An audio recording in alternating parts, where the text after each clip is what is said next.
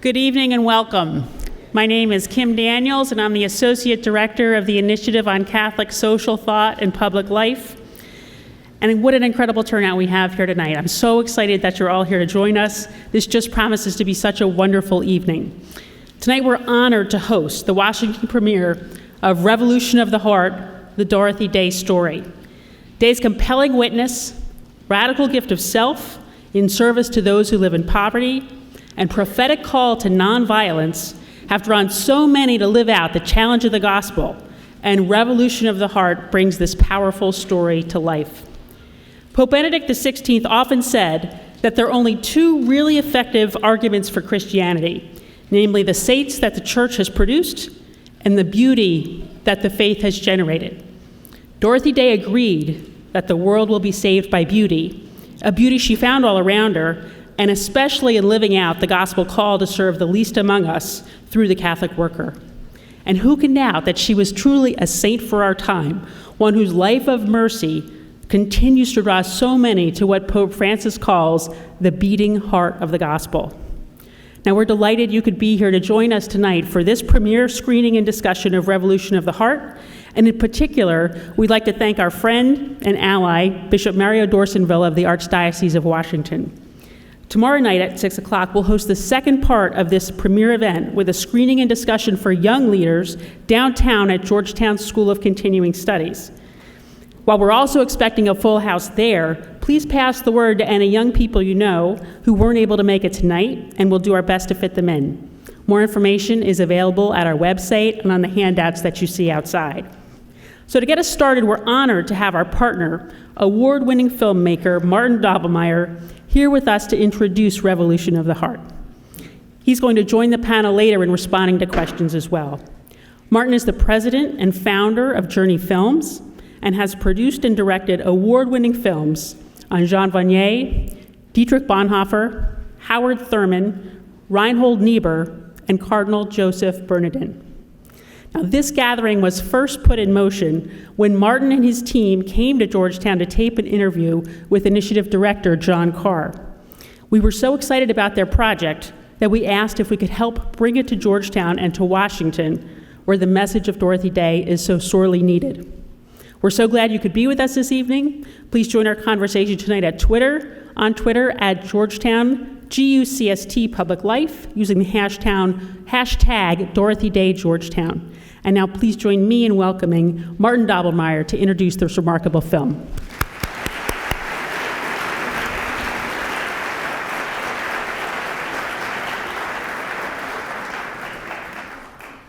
Thank you, Kim.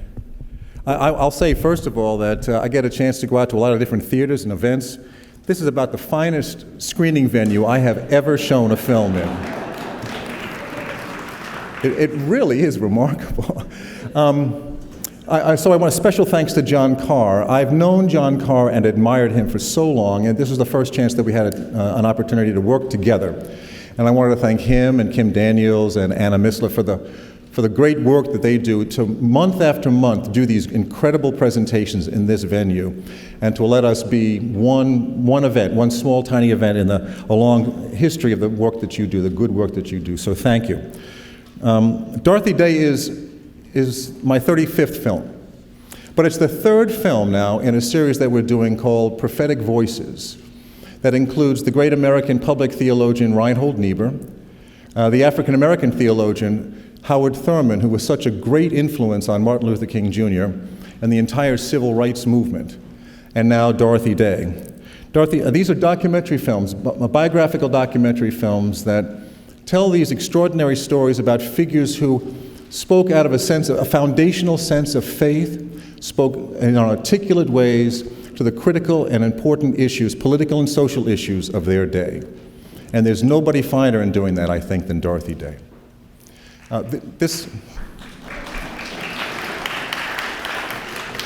film will start airing nationally on public television in March as a special for Women's History Month. Isn't that appropriate?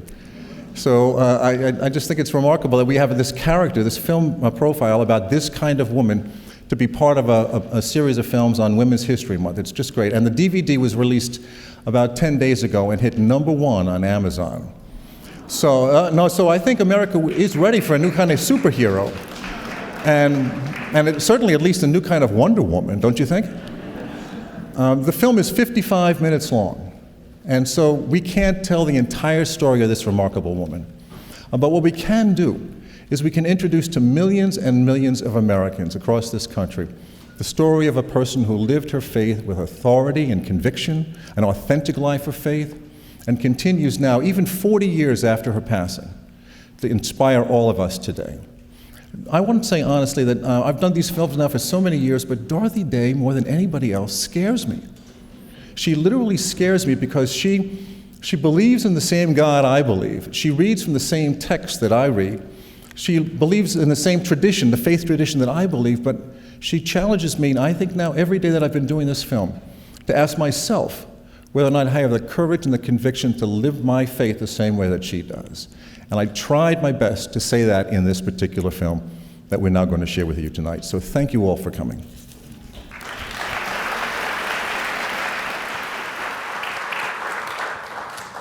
How many here have been touched by the life and legacy of Dorothy Day?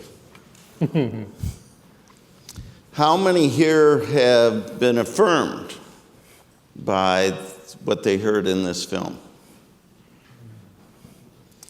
How many here have been made uncomfortable by what they heard in this film? Martin, thank you for this film. So many of us have been touched by Dorothy Day, and we have with us 4 people who have known her in different ways. I met Dorothy Day once. I'm sure I remember it a lot better than she remembered it. She was to testify at a meeting of the Bishops' Conference, and I had a very important job. I met Dorothy at the door. I said hello. I took her coat, and I said, "Here's where you sit." And I said, "You have changed my life." And she said, "That's good." These people, particularly 2 of them, have spent a lot more time with Dorothy Day, thinking about Dorothy Day, and thinking about her meaning for us today. So we have Martin, our filmmaker. We have Dorothy's granddaughter, Martha. We have Carolyn, who is deeply involved in the Dorothy Day Guild and the process of proposing, encouraging the canonization of Dorothy Day. And we have Robert Ellsberg, who worked with Dorothy in the last 5 years of her life and edited her diaries and her letters. And so I'm going to ask very general questions, and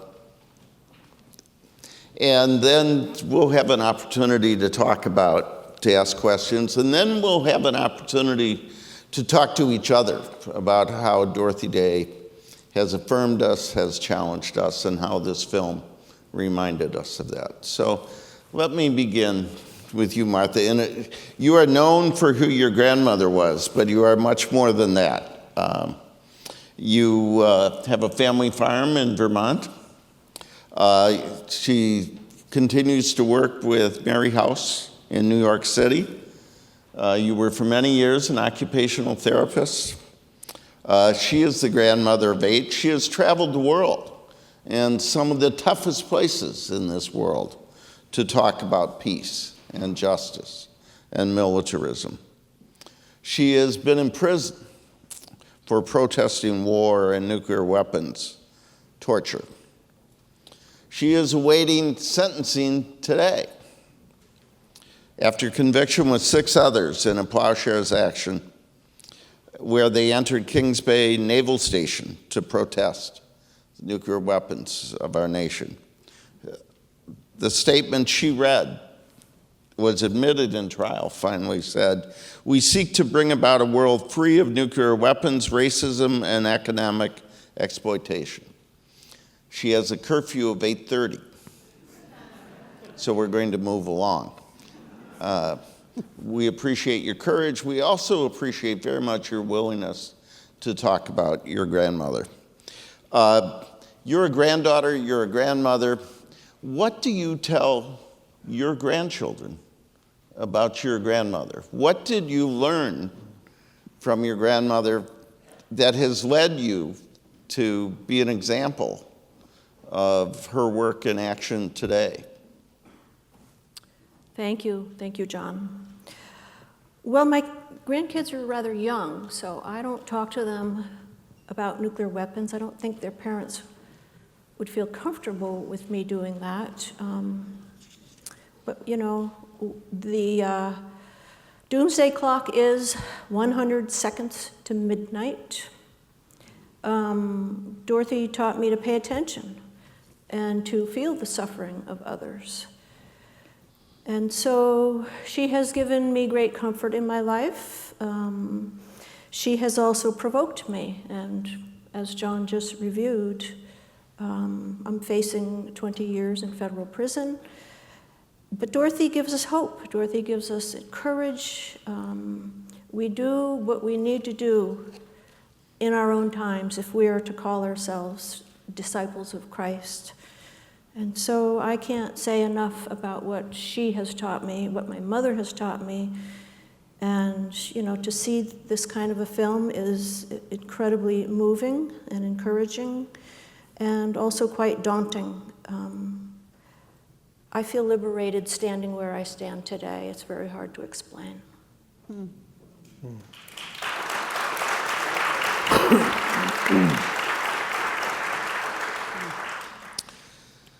Robert, I think many of you know, he's the longtime editor-in-chief and publisher of Orbis Books, the publishing arm of Maryknoll, which is a remarkable source of theological and spiritual wisdom for many of us.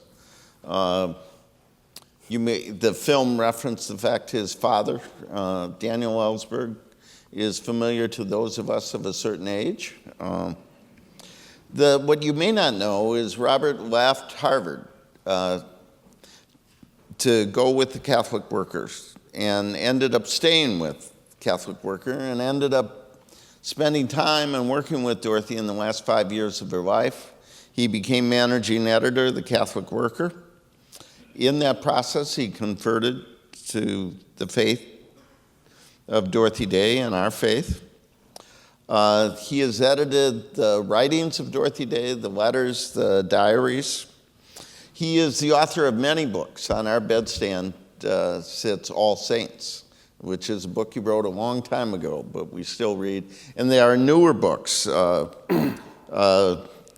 Blessed Among All Women, which lift up women saints, Living Gospel. But we're not here to talk about your books or your wonderful work at Orbis. We're here to hear from you about your work with Dorothy. Why did you leave Harvard?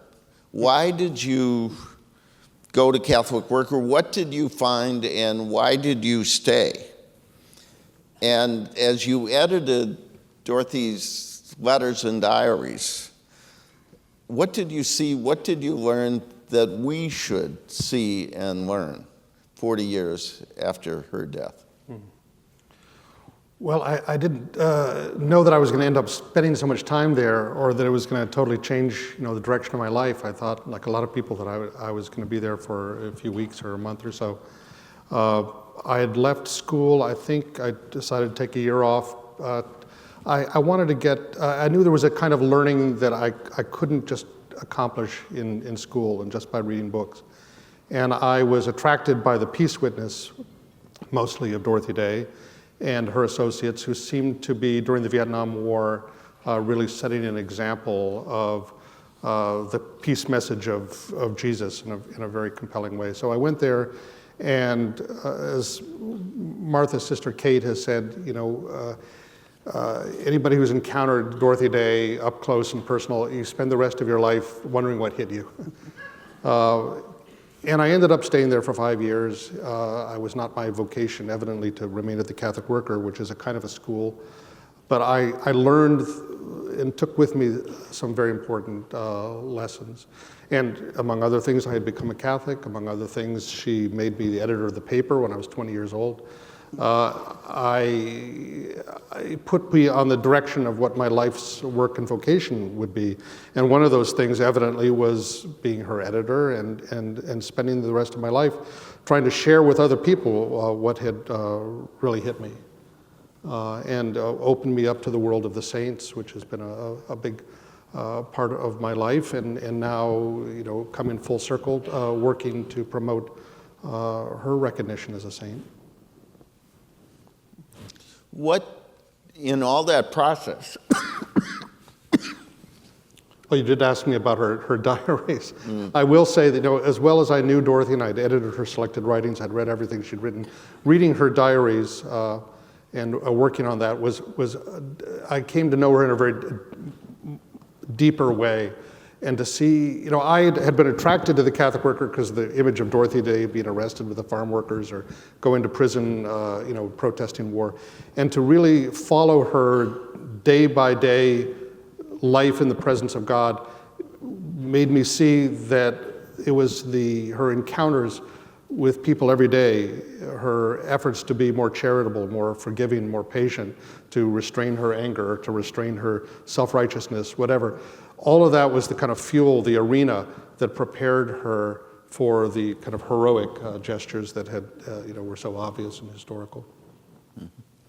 let me ask Martha and Robert, what are the lessons of growing up with your grandmother, of being with her at the end of her life, of editing her diaries? What is the most important virtue or challenge for us today? We did not have that kind of personal experience.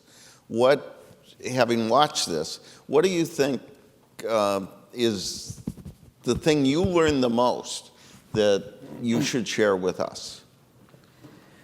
The process of self-disarmament. She taught me to believe in love. She taught me to believe in God. She taught me that peace is possible, despite living in the heart of empire, to keep on praying and struggling. I think the thing that challenges me the most, and it's most frightening about her, is her perseverance.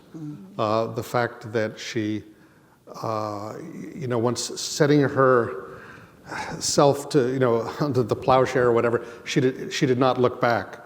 She just kept going. She just kept going. She kept going. And people would come, people like me, spend a few years or whatever, maybe 10 years, a lifetime in some cases, but she went all the way.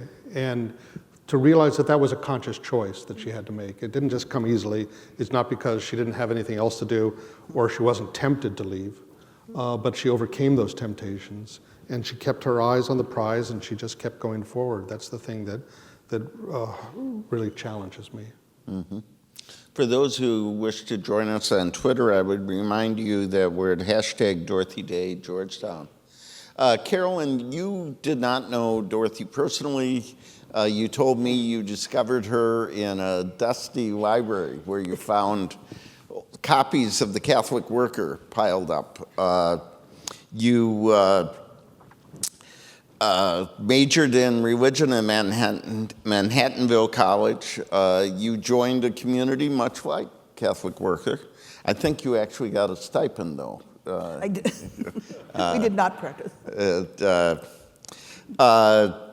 You married my friend and former colleague, George Horton, raised a family, but now you worked in the nonprofit world and lots of other things, but now you've committed your skills and your knowledge and your talents to helping the rest of the world discover who Dorothy Day was and why she should be a saint.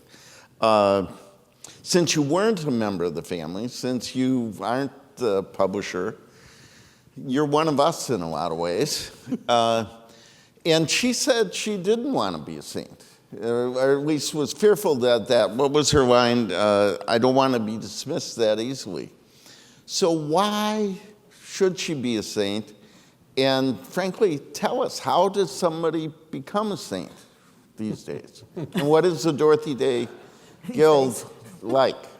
What do you do to promote this cause. So what did you learn from her in that library and now promoting her cause? And tell us where things stand. How much progress has been made? Okay. How much time do we have? Not that much. I do. I feel like I'm the everyman or the everywoman, since I didn't know her personally, but like so many people have been affected by her. I'm a second generation American Catholic. I think in my Catholic grade school, my faith I memorized. In my Catholic college, I intellectualized it. And I think it was only when I first came to visit the Catholic worker and saw a poor woman wrapped in layers and layers and layers of dirty clothes that I got it, that I understood what the gospel is about, at least for that moment. And so that's why, coming full circle to the end of your question, why I am happy to, honored to play any part in telling her story, which is a lot what this sainthood process is all about. It's a way of ensuring that her story will be told. Not everyone will be able, unfortunately, to see Martin's film, but we hope many will. Another way of obviously learning her story in a wonderful way, I think. But her sainthood is a way of ensuring that her memory will be with us from generation to generation, because there's going to be a lot more, hopefully, every woman, every man that needs to hear. Saints, why a saint? I'm forgetting all your questions, but why a saint? First of all, I must say, when I took on this, helping to promote her cause, as they call it, I didn't know that much about canonization. And I've come to some very basic learnings that I think are important to know. First of all, it's the process. It's not about giving a posthumous award for a life well lived. Dorothy Day doesn't need to be a saint. It's we who need her to be a saint. Again, we need to know her story. And we need to be reminded, going to your question about, she said, she didn't want to be called one, which is a bit of a stumbling block when you're trying to promote her cause. But what was she really saying? She was saying what Vatican II, when they were developing new insights about sainthood, said, we're all called to be saints. Vatican II issued a universal call to sainthood, and Dorothy understood that before Vatican II. In so many ways, she presaged things. For her, sainthood was just the logic of her baptism. What Robert was saying about Catholicism was the whole package. She decided to give it, her whole. That's what's exciting about her. That's why we want to hear more about her, because I think we all have a bit of a yearning for that. But is that possible? Well, it is, because saints like Dorothy Day have lived. So let's see, what else? What were some of those other questions, John? Where are we in the process? Oh, where are we in the The process? Archdiocese Oh, okay, does the stuff. process. Rome does stuff. The process, right. God does stuff. God does stuff, right. Well, I'll tell you one thing.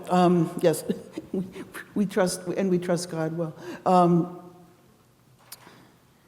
The process formally began in the year 2000 when John Cardinal O'Connor proposed that she be considered for saint, but only after first talking with people like Martha and Robert and people who knew and lived with her, because interestingly enough, and you'll appreciate this, John, I'm sure, canonization this is another one of my learnings, is one of the most democratic processes in a church not always so renowned for its democratic processes, right? It starts with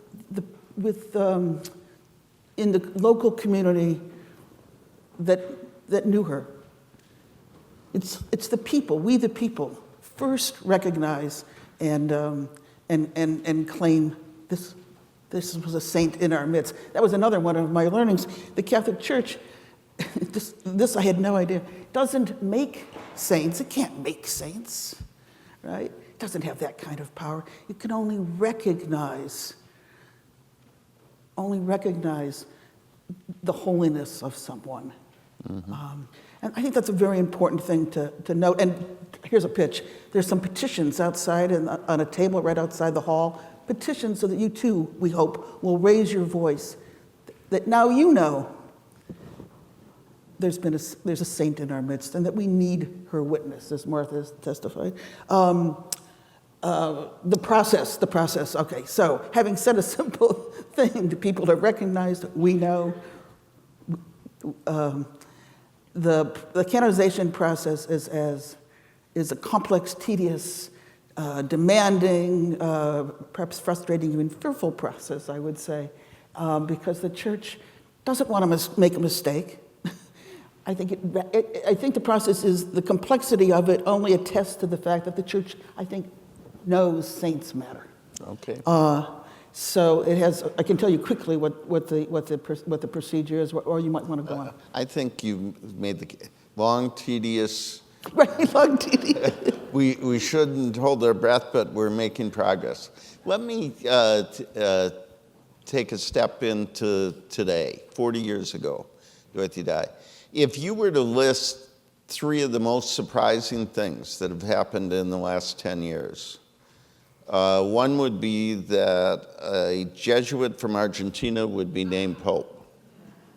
A second would be the Jesuit Pope from Argentina would give a speech to the U.S. Congress. And probably the most surprising thing would be in that speech he would hold up 4 Americans as models, and one of them would be Dorothy Day. A Jesuit Pope from Argentina is Pope Francis. What would Dorothy think about a church led by Pope Francis? I remember reading one line. She says, we should be very skeptical, or how did it go?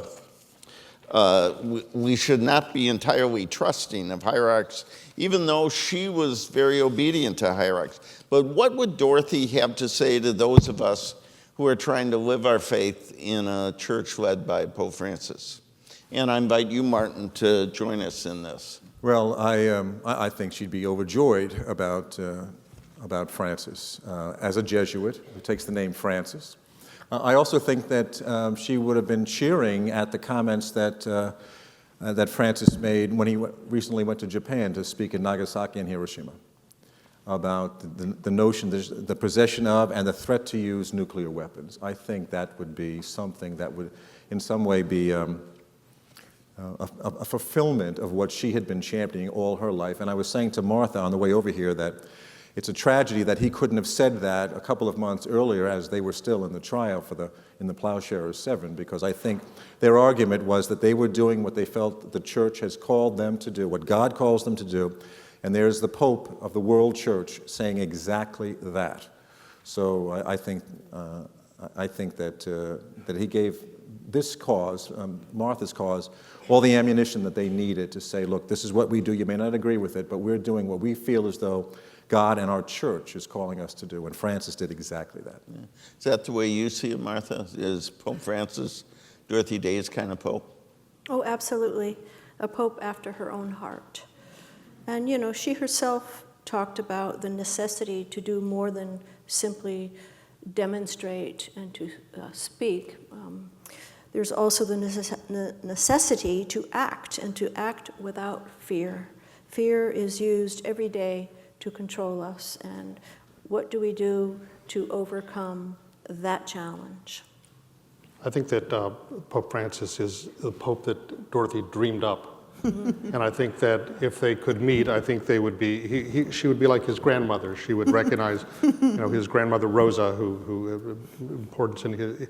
Here's a Pope who began, first of all, by taking the name Francis. And like Dorothy, he reads the gospel through a Franciscan lens in which the poor are at the forefront of what we do to the poor, seeing Christ in the poor. He said that the church, his whole mission, that the church has to open up the doors and go out to the margins, go out to the peripheries, touch the wounds of Christ. That's what Dorothy Day did every day. And his whole methodology about the power of small things, that that time is more powerful than occupying space. It's exactly, the whole name of your film, Revolution of the Heart, he talks about the revolution of tenderness. His concern about peace, his concern about the environment, his concern about refugees. He himself is the son of immigrants. All of these, it did not actually come as a surprise to me that he would recognize Dorothy Day as somebody he wanted to single out when he came to America. If the Archdiocese of New York makes progress, it might be that Pope Francis is the Pope who would make Dorothy a saint. We're counting on that. And I did want to say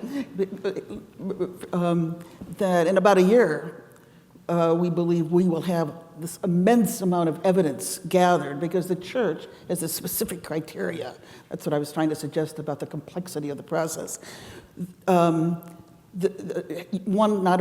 has to bring distinctive gifts to the church, because not only do we need saints, the church needs saints. Dorothy brings so many distinctive gifts, starting with the incarnational spirituality, the recognition that, whatever you do to these, the least of my brethren, you do to me. That's Francis, right? Then there's her wedding of charity with justice, her the fact that she was a woman, a laywoman. So many gifts. Plus, the other thing is the practice of virtues. It's kind of a traditional way the church has tried to understand sanctity.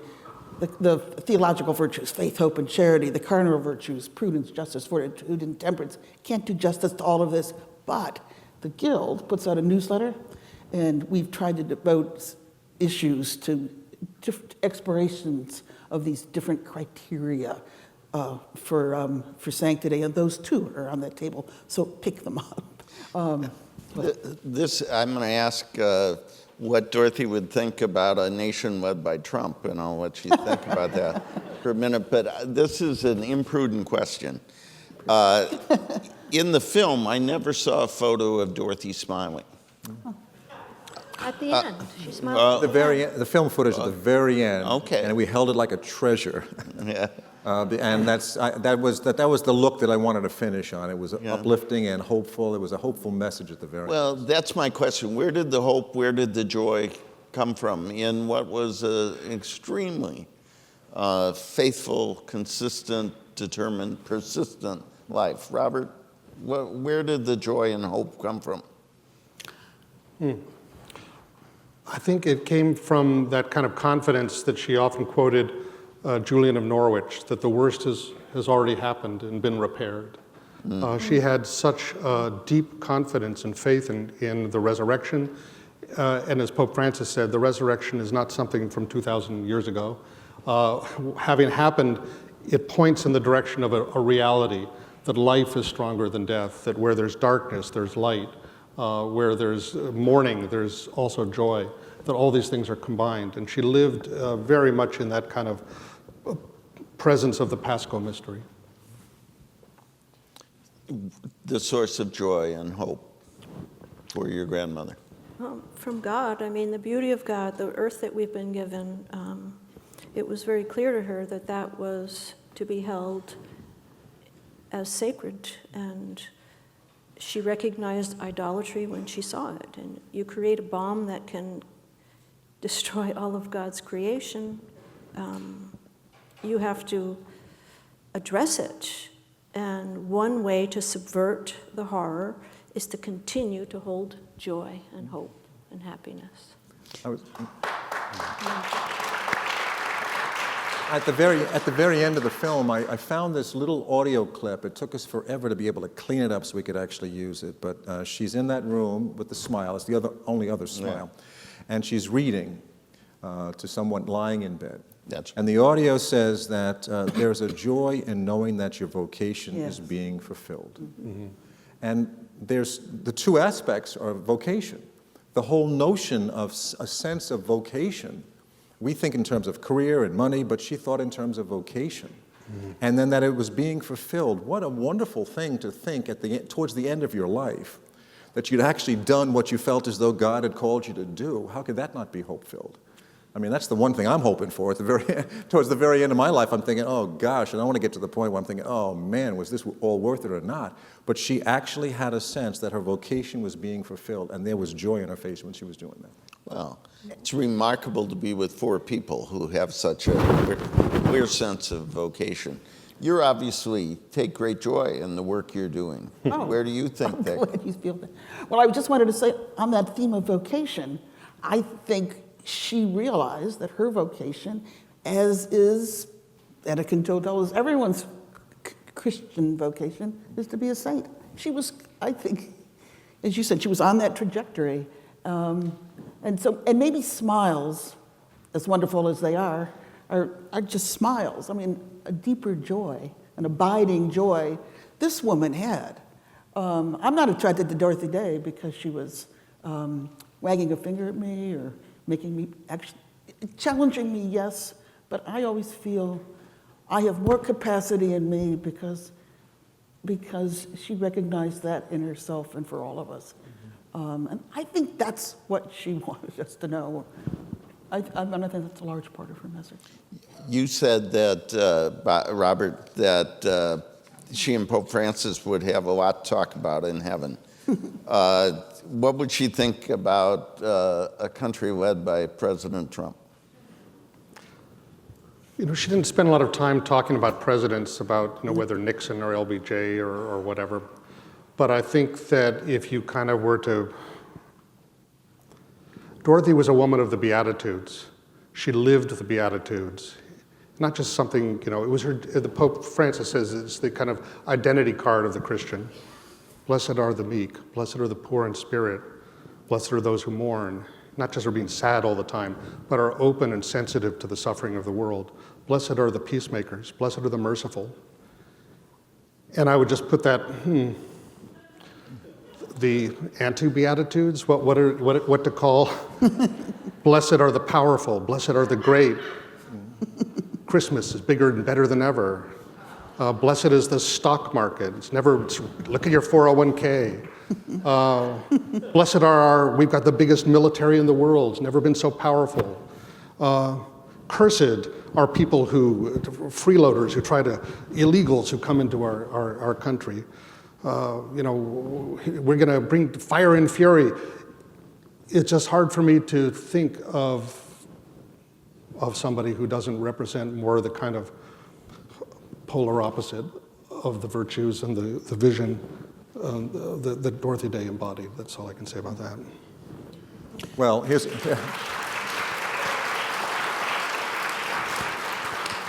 one that Dorothy Day and Donald Trump have in common. They both boasted that they didn't want to pay taxes. Not because she was so smart, though. You've made a little bit of a judgment on this question by putting your freedom at risk to protest the policies of this government when it comes to nuclear weapons and torture. What's the calling of Christians in a time of Trump? To love God with all your heart, mind, and soul, and to love your neighbor as yourself. And we have to look at all of our levels of complicity. And we have a war economy, and many of our institutions are actually investing in the bomb.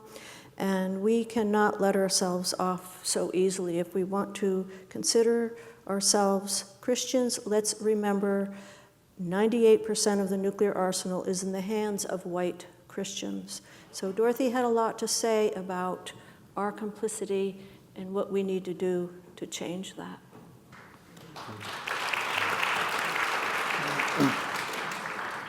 Sometimes we talk a lot about Dorothy's consistency. Other times, what strikes me at least is the paradox of, as I said earlier, an anarchist who joins this hierarchical institution. There are people in this room who are enormously proud of Dorothy's opposition to abortion. There are others who are deeply persuaded by her pacifism and her resistance to nuclear arms. There are some who rally to her call for economic justice, and I bet there are some who share some of her skepticism of government programs and preference for the personalism. How did those, in some ways, contradictions or paradoxes turn into such a consistent, persistent message? Though a lot of us feel really divided at this time, really pulled in lots of different directions. And the message of the film, the message of her life, was one of unity. How do we achieve unity following Dorothy's example at a time when this culture and the problems in the church are pulling us apart? Let's go to the filmmaker. Well, I think that's the call of all. I mean, when I did the film on Reinhold Niebuhr, who was, I think, the great public theologian of the 20th century, I mean, it became really clear that the great attraction to Reinhold Niebuhr was not so much that he appealed to the Democrats or to the Republicans, but he had a language and a value system that transcended all of that. He brought them up by what it was, his ability to identify the failings of human nature. And I think they both, whether you were Republican or Democrat during that time, they all gravitated towards that because he set a standard that was a higher moral standard, and they were attracted to that. I think if you want to build common ground, you set a higher moral standard that comes out of a sense of authenticity and certitude, and you live it. You live it strongly and convincingly and publicly. And when you do that, I think it's going to be very interesting to see the people that are attracted to you for just doing that. That's what people are looking for. They're looking for clear direction, a moral direction. And I think that's why Dorothy Day actually fits right into what we're looking for right now. She was clear, she was concise, she was faithful, and she wasn't ashamed to say any of that. And that's what I think we need. You and your colleagues in New York are going through all those letters, all those materials, all that. How do you see those parts coming together in a united witness to the gospel? Well, I think Dorothy was, I think one of her gifts, one of her unique gifts, if you will, is that she was way beyond any kind of simple categorization or the usual kind of left-right dichotomies just don't fit her, which is what what I think what you're suggesting. And I'm remembering I once had a chance to interview Michael Harrington, a former Catholic worker, an earlier editor, before, author of The Other America. And I asked him how could Dorothy be again a kind of a radical, social radical, if you will, and yet a devout, obedient daughter of the church. And he said, "Well, Carolyn, it just goes to prove saints are complex, complicated people." And I think Dorothy just kept her eyes on the prize, and I think perhaps that's what saints do. Again, why we need them. She enlarges our moral imagination, and maybe that imagination needs to get beyond these kind of things that we let divide ourselves, because they point to something deeper that does bring us together. Dorothy would call it, as she did, the mystical body of Christ. That we are all members or potential members. I think that might be how she got around it all. Robert, is anyone ever a former Catholic worker? I mean, it seems to change your life. How you are not only somebody who has edited and communicated Dorothy's message, but you work every day to share the gospel theologically, spiritually, intellectually. How do we hold these things together in a culture that's tearing us apart? Well, there are people who obviously have a vocation to live as the Catholic worker for a lifetime or a few years. Dorothy said that, she saw the Catholic worker as a kind of school, not where you kind of learned some sort of ideology, but she said, where young people kind of come to find their vocation, and that takes them in all kinds of different directions, nursing or farming or writing. She even said, or publishing. I don't know if that was prophetic, because I can't think of anybody else who became a publisher. But, that's what it certainly was for me, and it wasn't, as I said, my vocation to remain to the Catholic worker. On that subject of vocation and joy, she actually said, you'll know your vocation by the joy it gives you. Because vocation is not just the job you do, it's that way that you kind of respond to what God is calling you to be your best. through whatever that is, through your family or through your work or through writing or whatever. And certainly, I think I found, a sense of vocation from Dorothy Day, and in that sense, I have not really ever left it. You have taken as a vocation someone who stands up against militarism, who reminds us all of our complicity, and is about to pay the price for that. In your grandmother's example in the gospel, where do you find the strength to do that, the courage to do that? What you're doing is simply stunning. Well, we can't do it without each other. We can't do it outside of the beloved community. We rely on each other. We gain courage from each other and direction. There's so much to be grateful for. Life is incredibly beautiful. I've had a very privileged life. It was time for me to step up and do what I could in the position that I was in.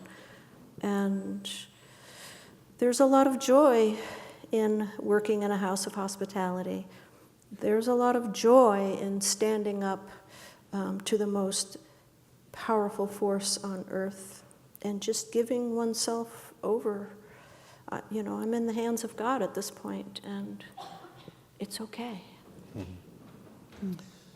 Good.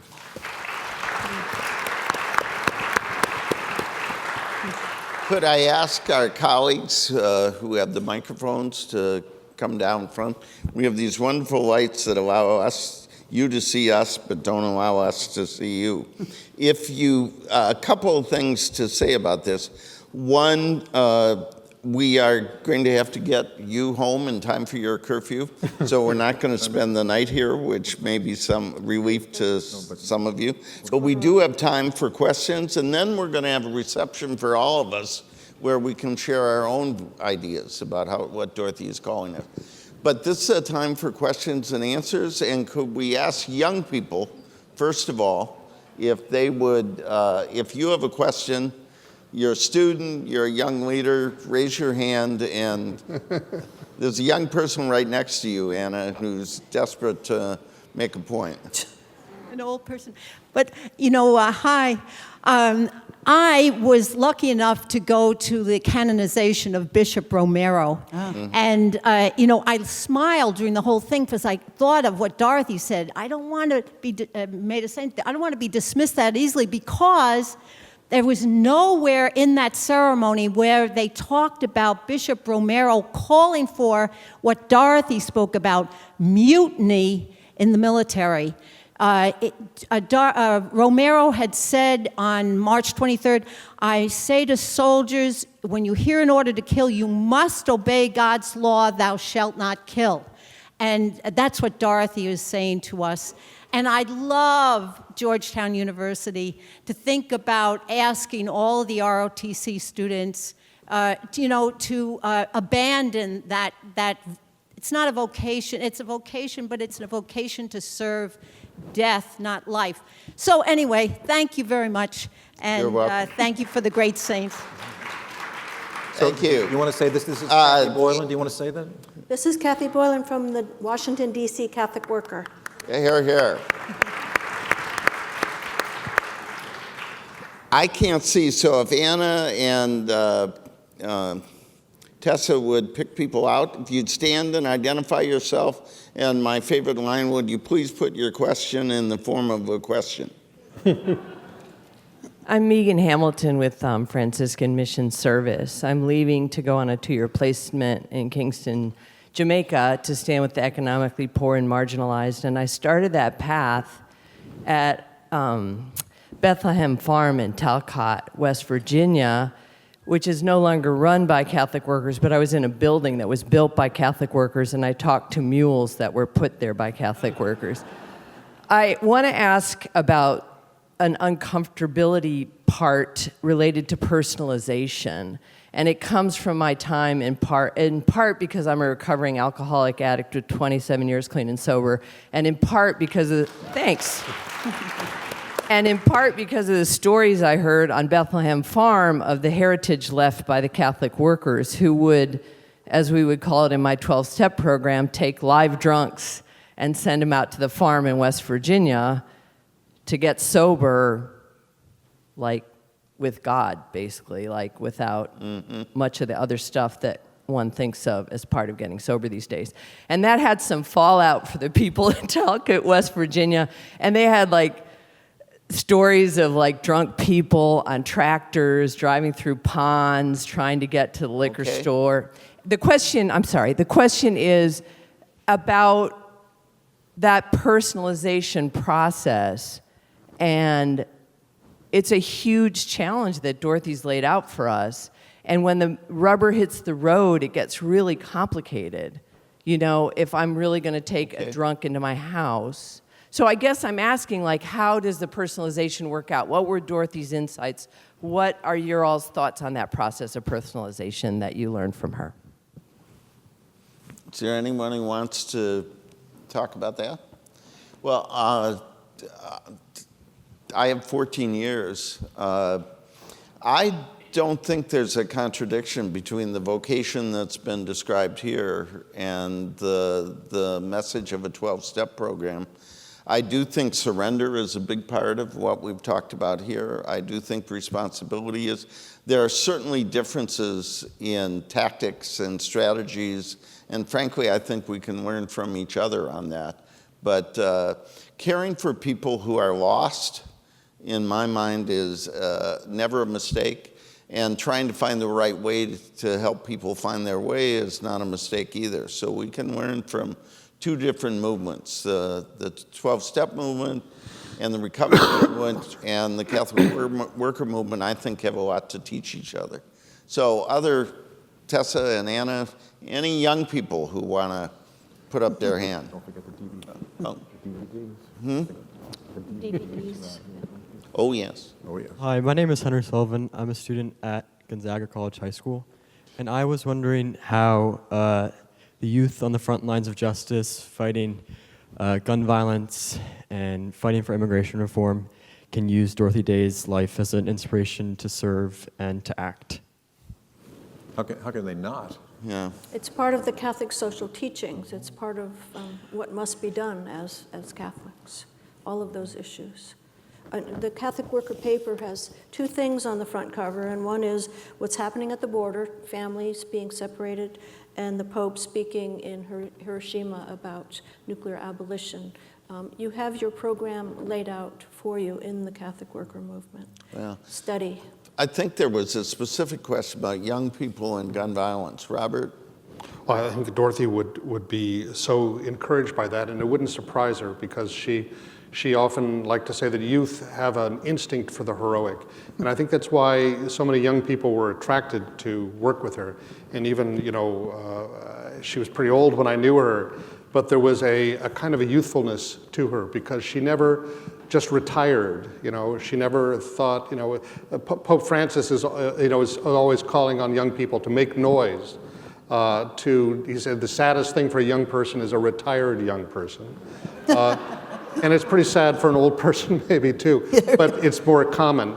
And Dorothy never lost that sense of let's put on a show. Let's open a house of hospitality for women, when she's in her late 70s. Let's not pay our taxes and be prepared to go to jail when she's in her 70s. Let's get arrested with the farm workers. She had that sense, do something. And not wait for someone to give you permission to do it, not wait for someone to give you a manifesto or give you a foundation grant or something.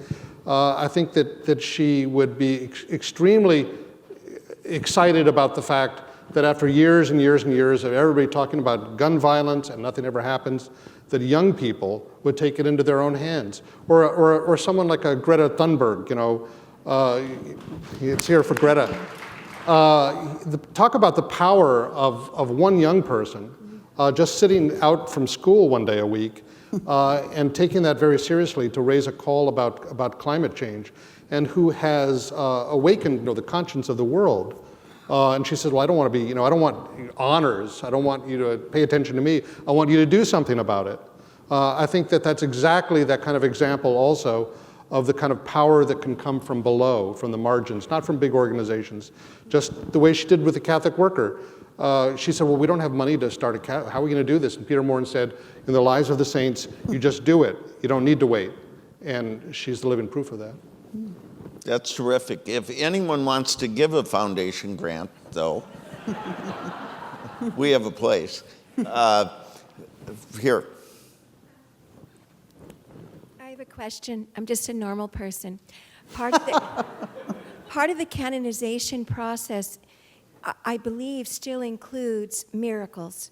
So have there been any attributed to Dorothy Day? That won't even arise as an issue until all the other steps have been taken so far. The Guild is certainly very interested in hearing from anyone who would like to report, and not just a miracle. We put a lot of emphasis on that. I was very interested by the postulator, who was going to be the lawyer in Rome handling all this, who said, no, everything, anything you can talk about gifts from Dorothy, ways that Dorothy has inspired you, ways that Dorothy has, her influences has made a difference in your life. Those are testimonies that are also just as important. Now the miracles becomes the final kind of stage before beatification and canonization. Strange as it is, for my faith to comprehend, it doesn't usually seem to be a problem. Ultimately, God will supply a miracle if God wants Dorothy to be a saint.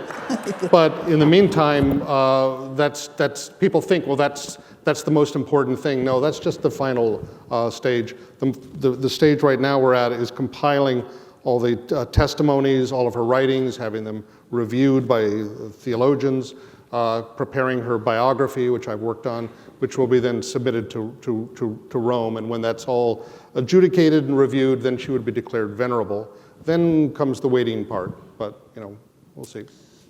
Filling Gaston Hall on a Monday night in January constitutes a minor miracle. So, the next, who's out there?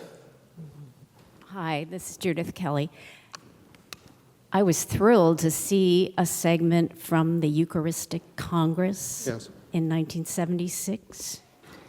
And my request to the audience is, if any of you were there to hear Dorothy Day in Philadelphia in August of 1976, I am working on a project and I would really like to speak with you about that.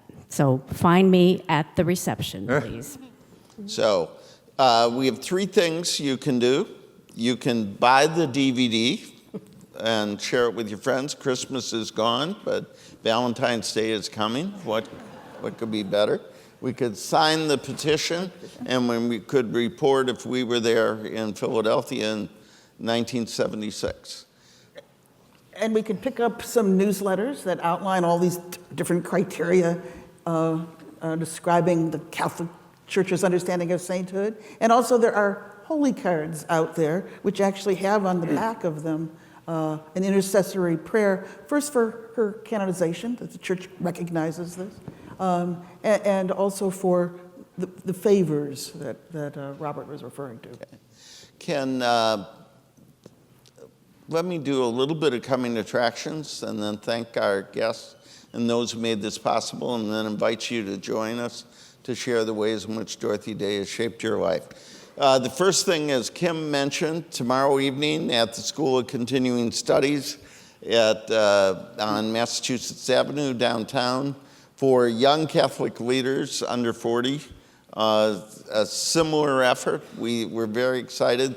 There's still a little bit of room, but not much. If you know somebody who could be touched by this film or could be a part of this conversation, I encourage you to join it. I think it's on your handout.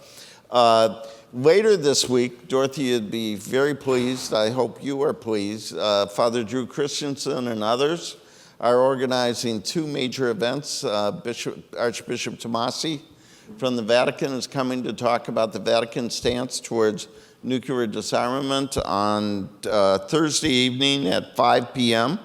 here at Georgetown, and then a day-long conference on the Pope and the Bomb Beyond Deterrence here at Georgetown. Those are also listed in your program.